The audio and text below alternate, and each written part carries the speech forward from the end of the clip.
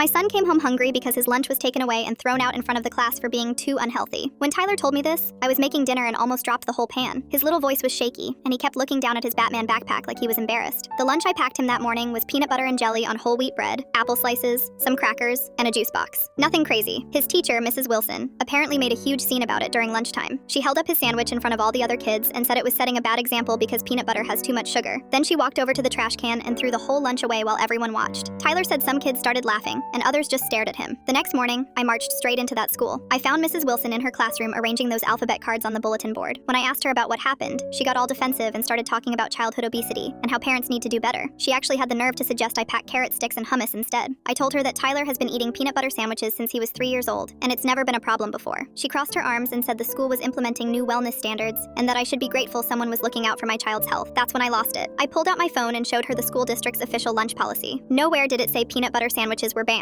I also mentioned that the cafeteria was literally serving pizza that day, which probably had more calories than Tyler's entire lunch. Her face went bright red, but here's where it gets good. That afternoon, I got a call from the principal asking me to come in for a meeting. Apparently, Mrs. Wilson had filed a complaint about me being hostile and aggressive. I brought my husband this time, and we sat down with the principal and Mrs. Wilson. The principal asked Mrs. Wilson to explain her reasoning for throwing away Tyler's lunch. She started going on about sugar content and processed foods, but then the principal asked her to show him where in the school policy it said peanut butter was prohibited. She couldn't find it because it didn't exist. Turns out, Mrs. Wilson had been making up her own rules and throwing away kids' lunches for weeks. 3 other parents had already called to complain, but their kids were too scared to tell them what really happened in the classroom. The principal looked horrified. The best part was when Tyler's lunch from that day was brought up. The principal asked Mrs. Wilson what exactly was wrong with whole wheat bread, natural peanut butter, fresh apple slices, and a small juice box. She mumbled something about sugar again, but couldn't give a real answer. 2 weeks later, Mrs. Wilson was transferred to a different school. The principal personally apologized to Tyler and gave him a certificate for being brave enough to tell his parents what happened. Now Tyler packs his own lunch every morning and always includes a peanut butter sandwich, just because he can.